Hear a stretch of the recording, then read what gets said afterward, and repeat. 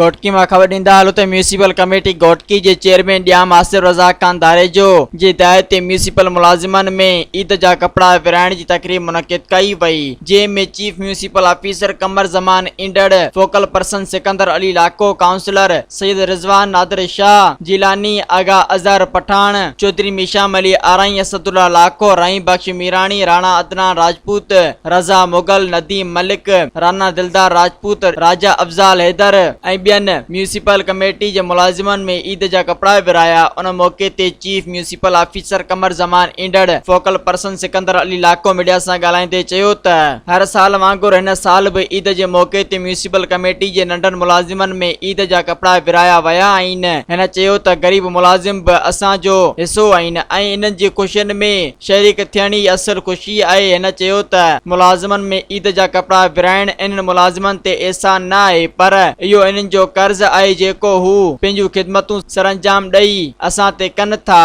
हिन चयो त असां हमेशा मुलाजिमन जा मसला हल करण जी कोशिश कई आहे ऐं मुस्तक़बिल में बि कंदा रहंदासीं। मज़ीद ख़बरनि ऐं तफ़सीलात लाइ विज़िट कयो असांजी वेबसाइट www.awamiNewsHD.com ऐं ॾिसंदा रहो अवामी न्यूज़ HD।